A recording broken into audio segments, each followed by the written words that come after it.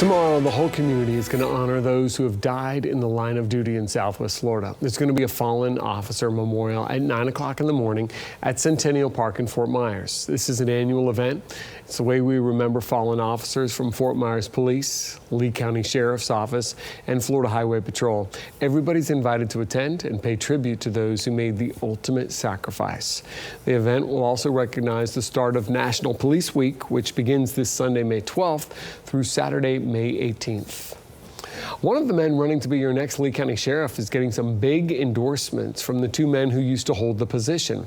In a press conference today, Jim Levens announced he's been endorsed by former sheriffs Rod Shope and John McDougal. He calls both of the men his mentors. In letters to Levens, they both say he's qualified for the job because of his experience working in the sheriff's office for so many years. Levens says it's his 30 years of service at the sheriff's office in many different roles that makes him the best candidate to lead the office. I was watch commander, I ran homicide, I've done it all, basically. I've got over 4,000 hours of advanced training in law enforcement, and it's time to put cop's cop to be the sheriff of Lee County. Recently, the incumbent sheriff, Carmine Marcino seen here, announced he plans to run for the office as well. He was appointed last year when Sheriff Mike Scott retired. Governor Scott appointed him. Rescue crews worked to remove a dump truck driver after the whole truck overturned in these woods in South Lee County today. Officials say the dump truck and a UPS truck were involved in this crash. Happened this afternoon at Corkscrew Road in Alico. Officials say the truck driver ended up in the hospital, but is expected to be okay. And the second driver is also okay, so both very lucky. There's no word yet on what caused the crash. You can expect some minor traffic disruptions on the Sanibel Causeway. The Lee County Department of Transportation will be inspecting the bridges until the end of the summer. No lane closures are anticipated, but workers will be on the bridge shoulders from 9 in the morning until about 4:30 on weekdays. New information on a plane that ended up in the St. Johns River Friday night. That's right. We had this for you as breaking news. All humans on board survived, as we told you, but authorities say some dead pets have been recovered from the jet. A dog and 2 cats were found in their carriers in that Boeing 737 that skid into the St. John River after landing at Naval Air Station in Jacksonville. None of the more than 140 people on board was seriously hurt. Miami Air, which owns the plane, says each passenger will now get $2,500 for what happened. Investigators say the pilots requested to change runways shortly before that landing. There's still no word, though, on exactly why the plane slid into the river. The newest royal bundle of joy is finally here. We've all been waiting, right? Less than 1 year after their wedding captivated a global audience, the Duke and Duchess of Sussex welcomed their first child, the baby boy weighing 7 pounds and 3 ounces. Prince Harry and Duchess Meghan are still deciding on a name. No matter what they choose for the name, the royal baby is 7th in line for the throne. And of course, we want to hear what you think about any name suggestions or speculation you can share on Patrick. Facebook. It sounds very royal. Yeah, you know? I know. I don't want anyone hitting me up for money, though. He might think I'm related to me. A Florida community rallying around a little boy who's battling a really tough disease. How the boy's whole elementary school is making sure he gets as much support as possible during this tough time. A newly opened resort in the Keys is now closed after this massive fire over the weekend. How some hotel employees helped to get other people out just in time. You're watching Fox 4 News at 6. I'm meteorologist Danny Beckstrom, and as your kids head out to the bus stop tomorrow morning, we'll see slightly drier conditions. We do have a little bit drier air working in. That will allow for a touch more sun tomorrow morning with not much of a rain chance. An isolated chance will sneak back into the forecast for the second half of the day tomorrow, but at least as they're heading to the bus stop and their early recesses, skies should be sunny and conditions will be dry. Highs, though, still on the warm side. We'll top out in the upper 80s near 90 for the rest of the work week. I'll have your full forecast tomorrow morning on Fox 4 Morning News until 9 a.m. Live from the station that's in your corner. You're watching Fox 4 News at 6. A fiery emergency in Key West over the weekend. It's really incredible video. Part of a hotel resort went up in flames just a few months after the business opened its doors. Sounds terrible. Reporter Leanne Moorjohn has the story. I can't believe it. This is so sad. Flames tearing through a luxury resort in Key Largo. The fire burning at the Bungalow's adults-only all-inclusive resort. an oasis that's only been open for about 5 months. Drove up here and I saw all the fire trucks and stuff and police officers. Neighbors describing what they saw early Sunday morning. I was like, I don't know, I hope this whole property doesn't go down. Firefighters say it all started around 5 a.m. The fire was contained to the beach house shown here in this rendering, a portion of the resort which contains the pool and restaurant. One of my line cooks were there trying to grab people out from with the golf cart, getting people to safety. So that was really great and courageous of him doing that. Firefighters tackled the blaze from above, shooting water down from the roof. The fire did not spread to the guest bungalows, but some guests say they didn't even realize there was an emergency on the property. We weren't even aware. We just left. They did a good job just evacuating everybody. Daylight shows the smoldering scene from the water. Sous Chef Joe Renta worries that he and his co-workers may have just lost their jobs. I feel devastated. You know, we create great food there. It's a great place for people to be there. And just want to see what happened myself. Neighbors say they want to see this place rebuilt. It's scary. The place just got built and it's really nice. They're going to have to rebuild this place. It's going to take quite a while too. Well, that was Leanne Moorjohn reporting. The resort says nobody was hurt, but they are closed until further notice. Hundreds flocked to Odessa, Florida, hoping to get something from the house of Chris Jericho. The longtime wrestler and rock star held an estate sale on Friday and Saturday, selling everything from autographs to dishware. The proceeds are going to diabetes research. Jericho has fans all over the world thanks to his longtime career in wrestling, music, acting, writing, and podcasting. He recently purchased a new home and invited fans to help clean out his old one. Jericho is one of the many famous pro wrestlers who make Tampa Bay their home, including John Cena and Hulk Hogan. We want to give you a live look right now on Fox 4 News at 6 at what's going on at the White House. President Trump presenting the Medal of Freedom to Tiger Woods. As we all know, unless you've been under a rock, Tiger Woods just shocked the world, the sports world and beyond, when he won the Masters recently. A huge comeback. The president very admiring of him at that time and offering to give him this big honor. So making him smile and talking to his fans there gathered at the White House. Again, you're watching it live here on Fox 4 News at 6 as Tiger Woods gets ready to receive the Medal of Freedom from the president. Probably got that suit special for today. Well, here's a story about the power of friendship. Josh, an 8-year-old boy from near West Palm, is battling this aggressive form of bone cancer. Now, he has to undergo 9 months of chemotherapy. It's just a couple hours south, though. He's got to go to a children's hospital in Miami. So his second grade classmates in Palm Beach County are missing him so much. So is the whole school. And this is how they're showing their support. I came home and I asked my mom, and then my teacher announced it in class, and I said, well, this must be happening. Well, that student has raised more than $400 just by selling those beautiful homemade desserts. Frontier Elementary kids also made a get well sign for Josh to hang in the hospital, along with a whole gift basket of donated items. He's ours. He's a student from our school, and so it's not one of those things where it's going off to maybe somebody that they don't know. So they really have all been just rallying around the family and trying to do something to help cheer him up. Josh was in Miami all this weekend getting another round of chemo. His family says he faces several surgeries in the months ahead, but thanks to his classmates, he knows his friends are with him every step of the way. One Lee County teacher got quite the surprise today. The Lee County School Board announced Daniel DeShazo as the 2019 New Teacher of the Year. DeShazo is the Junior Leadership Program teacher at Colusa Middle School. This is a JROTC-style cadet training program. It teaches just leadership and discipline and character. DeShazo spent 5 years in the Marines before making the switch to education.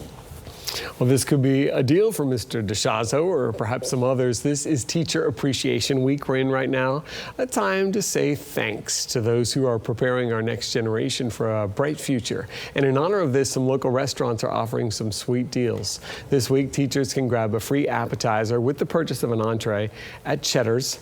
They can also go to PayWave for 33% off any regular entree. Chick-fil-A is offering teachers their choice of a free Chick-fil-A regular or spicy chicken sandwich, grilled chicken sandwich, or regular or grilled chicken nuggets. The offer is valid today, and teachers have to bring their ID with them to get the deals.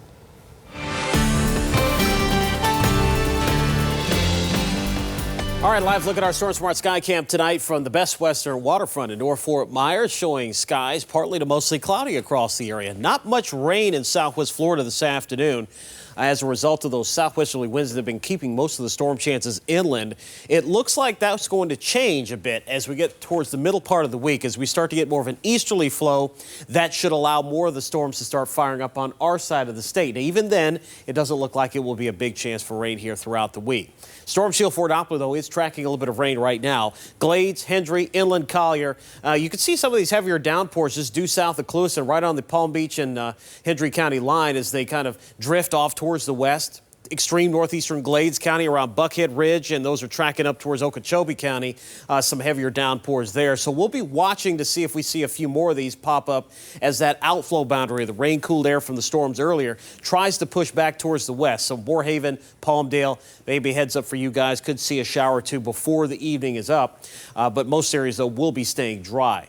Temperatures have been held down today as a result of the cloud cover, only into the mid to upper 80s through the afternoon. Still warm and humid nonetheless, and we're expecting more of the same here as we go into later on tonight. Mostly cloudy skies. Temperatures by midnight tonight falling into the upper 70s, and then we're looking at low to mid 70s for overnight low temperatures here as you wake up here on your Tuesday morning with more clouds and a chance for some showers and storms here for tomorrow afternoon.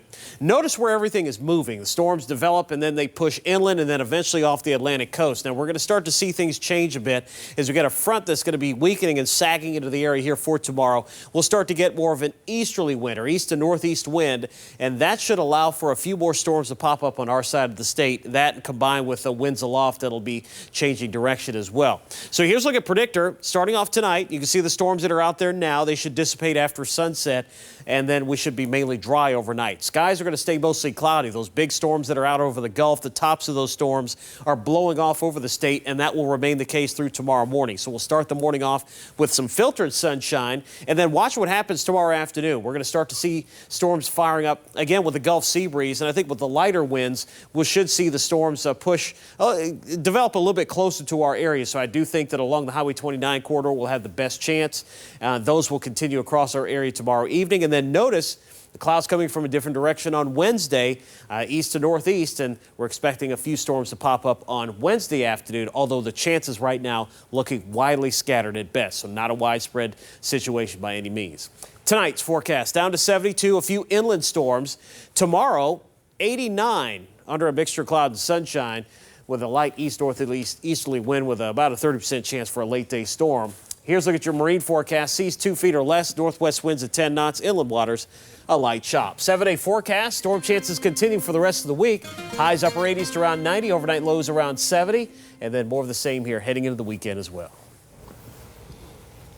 I feel just as good as I did 25 years ago. Yeah, he does, and they look good. This celebration for 100-year-old twins who say they're not slowing down. Hear their secret for living so long. You're watching Fox 4 News at 6. These guys look good. These twins in Arkansas celebrating a huge milestone over the weekend.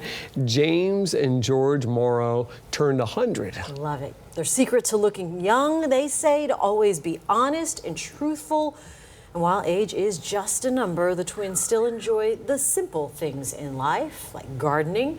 The pair also shared this advice for the younger generation. Instead of looking at these phones and this, to learn something and how to do something. Not be afraid to work and leave the booze and the wild women alone. Leave the booze and wild women alone. Okay. Check. The twins plan to keep on enjoying life. One of them even got his license renewed. Impressive. Very. Sometimes cracking the case is more than just traditional police work. Fox 4's Lisa Greenberg sitting down with a SWAT team negotiator to talk about the tactics that are used to reach a peaceful conclusion and how they handle the calls that don't go that way. Plus. And then looking around, all of a sudden you see a parachute in the trees. Hello. Trapped in a tree. How a trip to a park for a Florida paraglider ended in a rescue mission. You're watching Fox 4 News at 6. Live from the station that's in your corner. You're watching Fox 4 News at 6. Keeping an eye on water quality for you. Southwest Florida Congressman Francis Rooney's meeting on water quality, which is set for tomorrow, is actually raising a lot of questions. Thanks for sticking with us on Fox 4 News at 6:30. I'm Patrick Nolan. And I'm Jane Monreal. And one of those questions, why is it closed to the public? A local activist tells Fox 4's Rachel Lloyd, since leaders are trying to silence the public, he plans to silently protest the meeting. John Heim walks along Bunch Beach. He says enjoying Southwest Florida's clean water today, plagued by red tide and blue-green algae last year. We're talking about a major problem down here, water quality as the #1 issue. Something Congressman Francis Rooney says he's working to combat with the meeting at Florida Gulf Coast University set for Tuesday. In an email, Rooney's spokesperson says all are invited, from the Florida Department of Environmental Protection to the Center for Disease Control and Prevention to local city governments, everyone except the media and the public. In all the years I've done this clean water activism, I've never seen a meeting set up to where it bars not only the public but also the media. Let's get into these meetings and demand solutions from our public officials. And since he can't do that, he says he'll silently protest outside. He's calling it Let's Crash Rooney's secret meeting. You cannot let politicians come in here and have secret meetings without the public being included in the media for translatable information down to the public sector. But others like Wade Nye says closing the meeting to the public may not be such a bad idea. I think it would confuse matters to have a lot of different people with a lot of different opinions who might not, like me, don't have a lot of expertise in this area. He says first lawmakers should meet with experts to come up with a plan and then invite public input. We do know there will be a press conference following the meeting. Depend on Fox 4 to keep you updated. In Fort Myers, Rachel Lloyd, Fox 4 in your corner. We also know Governor DeSantis is going to be at that meeting as well. There's also another meeting on water tomorrow. County commissioners from Glades, Martin, Okeechobee, Palm Beach, and Hendry counties are going to be holding a joint meeting to discuss those Lake Okeechobee water releases and just the water quality in general in Lake O, because they release it on both sides of the state. It's happening at 6 p.m. at Okeechobee High School. Tonight, we're getting an update on the sludge removal process in Dunbar. The city of Fort Myers says they have finished cleaning up and confirmed that lime residual material has been removed from the South Street site. They'll also relocate the fence surrounding it and stabilize the site. The city plans to build a park there once soil testing is completed. When it comes to crime and when it happens where you live, you've been telling us you want to know what it takes to actually curb it and what tools are there to cut down on the crime in the first place and who plays a key role in keeping you safe. Well, this evening, our Fox 4 Morning News anchor, Lisa Greenberg, is shining a spotlight on what it means to be a SWAT negotiator. Intense situations where you and your family are at risk. She's talking to a former SWAT negotiator who says these risks, for him at least, were worth it if it meant cracking the case. When you think of an officer, you see a person in a uniform, someone who investigates scenes, pieces together evidence, and comes to your rescue when you're a victim of a crime. But some officers have another duty. Some work like mental health counselors. They feel that they have nothing else to live for, so they've reached rock bottom. Dr. David Thomas is talking about barricaded suspects, or people who lock themselves inside with a weapon and make threats. It's a dynamic Dr. Thomas knows well. He's a retired police officer and spent the last 5 years of his career as a SWAT negotiator. The SWAT team shows up in numbers, in tactical gear, carrying powerful weapons. But Dr. Thomas says their #1 goal is not to use them. Use SWAT to contain and maintain a tactical advantage, and then use the hostage negotiators to negotiate, to try to come up with an outcome. And for that outcome to be a peaceful one, the negotiator has to step into the other person's shoes, see things from their perspective. They have to meet that person at whatever place they are to try to talk them out of that incident, to get them to peacefully give up. In March, Fort Myers police were called to Reflection Isles after a man locked himself in an apartment with a gun. Police told neighbors to stay away from the area. After several hours, they were able to talk him down and the situation ended peacefully. But Dr. Thomas says other calls can be harder. He works to find anything the person still sees importance in. The individual has already looked at themselves and decided, I have nothing to live for. So now the key is to try to find those things. It could be a mom, it could be a dad, it could be a child. Those things that you think are important to them. But he says many people in these situations have mental health issues or have lost everything that's mattered to them. As I'm having this conversation with for three and a half hours, and I'm literally less than 10 feet away. He witnessed the worst possible outcome. Every time one of those came up, I literally would call my wife if it was 2 or 3 in the morning. I would wake her up, say, hey, I got another one of these. So I'll call you when I'm done. I would hang up the phone, step out of the patrol car, throw up, go handle the call. Dr. Thomas says he did another 10 to 15 of these calls, and that's how he ended his career. Now, Lisa's been sharing Dr. Thomas's perspective and his look back on his career to show you the work that goes into saving lives in our communities. Also to show you that so many of the investigators involved truly care. No matter how long it takes, they want to get people out of this safely and alive, and to remind you there's always another way. If you or someone you know is struggling, don't let it get to that point. There's a 24/7 free hotline you can call right now. The number's on your screen, 1-800-273-8255.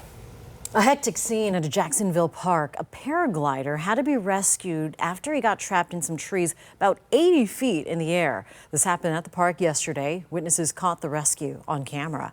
Dozens of firefighters worked to get the man out of the treetops. They ended up using a shoe spike to climb the trees and get that man safely down. He was not injured. Officials say the paraglider misjudged the wind. A man in Florida is recovering tonight after he was accidentally shot by his wife's gun inside a Publix store. The Pasco County Sheriff's Office said that Vernon Messier was shot yesterday when his wife's purse fell off a counter at a Lando Lake Publix, causing the handgun inside to fire. The bullet struck Mercier in the shin. Deputies said his wife has a concealed weapons permit. No charges are expected. Tonight, more Highway Patrol troopers will be patrolling Charlotte County to catch drunk drivers. Beginning at 9 tonight until 4 tomorrow morning, the Wolf Pack operation will focus on I-75 and other major state and county roadways. Highway Patrol says if you see an aggressive driver or if you need roadside assistance, you can dial 347 from any cell phone. Former Trump lawyer Michael Cohen called out prejudice, injustice, and lies in U.S. leadership as he went to prison today. Cohen started a 3-year prison term for tax crimes and for lies and payoffs meant to protect President Trump. As he surrendered, he said he still has a lot of truth to share and hopes the U.S. has better leadership when he gets out. Presidential candidate Cory Booker just put out some specific gun reform legislation. He calls it a bold plan to reduce gun violence in America. The New Jersey senator and Democrat says the plan would make everyone have to get a federal gun license if they want guns to own a gun. He says it would be like getting a driver's license to be able to operate a car. People who already own guns under the plan would get a grace period. Senator Booker's proposal would also require universal background checks for all buyers, restart the assault weapons ban in America, and amp up gun law enforcement. It would also limit people to buying just one gun per month. The proposal also calls for more gun violence research funding as well. It is almost that time to celebrate the special women in your life, Mother's Day. For In Your Corner, talking to a local flower shop about how you can make that special bouquet for mom. Also ahead, a 7-year-old boy with some special needs becoming quite the star at this Florida elementary school. They call him the Bus Boss. How he's making sure students and drivers are all playing it safe. You're watching Fox 4 News at 6. Net. Live from the station that's in your corner. You're watching Fox 4 News at 6. We love to bring you the happy stories on the news. Yes. This one qualifies. This little boy in Pasco County is known as the Bus Boss, and he is bringing smiles to other elementary students. I want him to be my boss. Reporter Sean Daly from our sister station shows us that this little boy's hard work has really made him stand out. Every morning at school, 7-year-old Levi White It's Levi! hops off his bus and gets to work. Hi! Good morning, I got something like you! Student with special needs waves in bus after bus to Connerton Elementary in Land O'Lakes. High five! The bus boss greets all the students and all the bus drivers, closing doors and making sure everyone stays safe. The highlight of my day, starting my day with Levi at Bus Loop. You know, it doesn't get better than that. Scott Eaton is a behavior specialist at Connerton. He also works the bus loop. And initially, it started with him just kind of following and, mimicking us. And, we're always looking for ways to include kids and things and give them meaningful engagements. So when he asked, it was absolutely. But wait, Levi's not done. After he pops a few raisins to power up, Levi hops in a golf cart with Safety Steve to lock up the grounds. He'll do it all again in the afternoon.